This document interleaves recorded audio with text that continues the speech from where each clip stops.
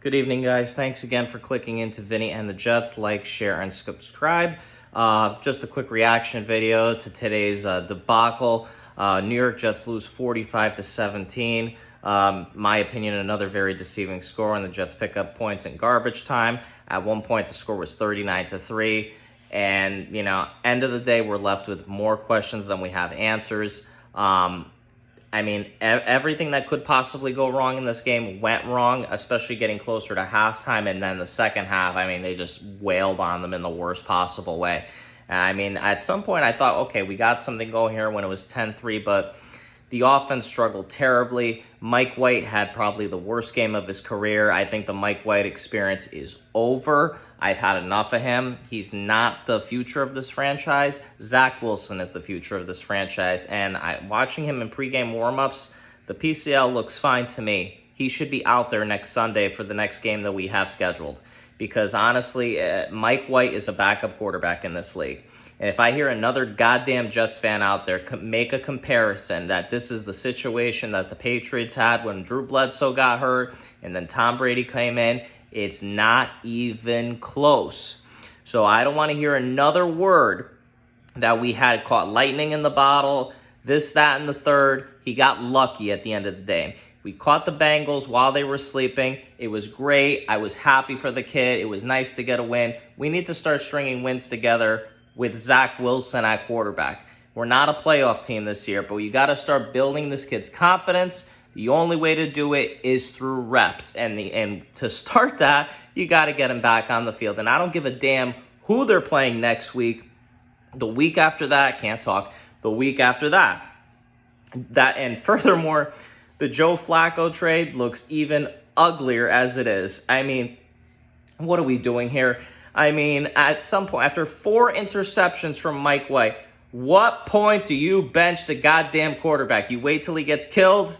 I just don't know. Where do you draw the line in terms of interception? Even if you have a true franchise quarterback, a Tom Brady, a Ben Roethlisberger, a Drew Brees, a Russell Wilson, everybody gets to their point where it's just like, don't send them out there to get embarrassed. In hockey, you give up too many goals, they'll take out the goalie. In baseball, you lit up too many runs, you got to change the pitcher. And in football, if you throw too many picks, it's time to change the quarterback. He had a bad day, and that's fine. He's not a franchise quarterback. Could he be a potential backup quarterback? I'm okay with that. We didn't need Joe Flacco here. And furthermore, Josh Johnson held his own against Indianapolis, coming in late, throwing for 300 plus and a loss. I would take that all day. I'd welcome him back with open arms.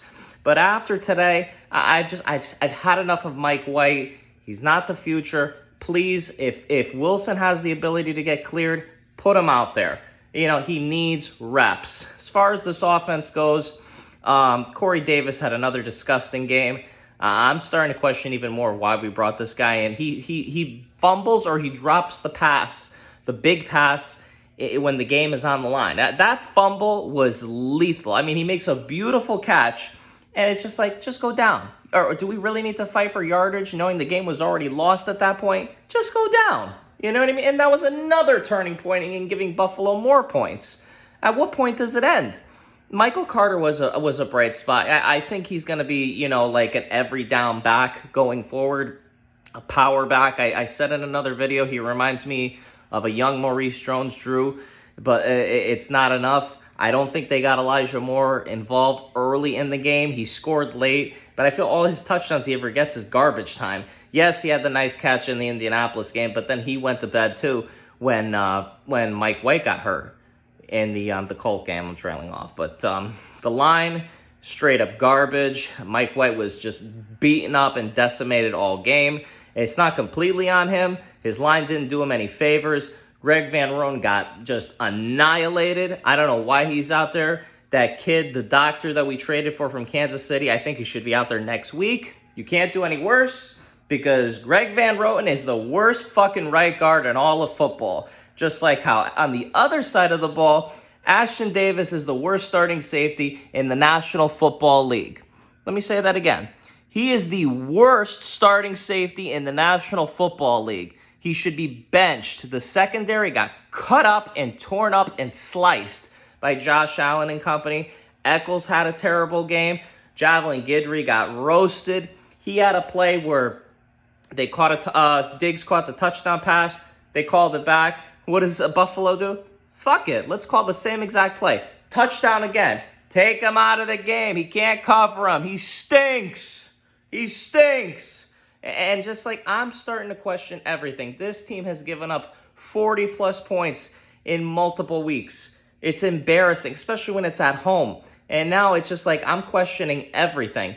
I mean, do we even have the right coordinators in place? Because I think Mike LaFleur called a rotten game, very predictable. He didn't open it up. He didn't trust the quarterback at all. And if you don't trust the quarterback at all, what are we really doing?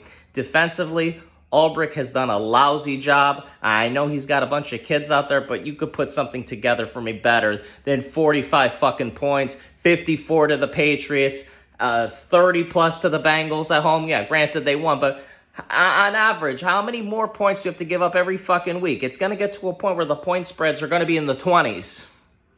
Really, it's going to get to the point spreads are in the 20s against the Jets. It's completely crazy what I've seen week in and week out. And furthermore, do we even have the right coach? Because guess what? He picked each and every one of these animals that he wanted on his staff. I'm just so... Forgive me. I'm just so pissed off. It's disgusting. It's sad.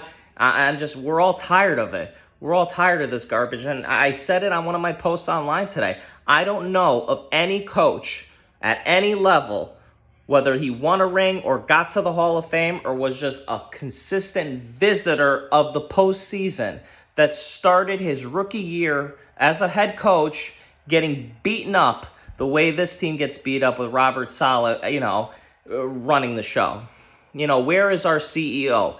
The clock management's terrible. This guy said he brought in a guy specifically to watch the clock. How many times did we had an opportunity to call timeout, to run the correct play or kick a field goal before that the play clock drops down to 0? So instead of 4th and 1, you get 4th and 6? Call timeout. Where is that assistant?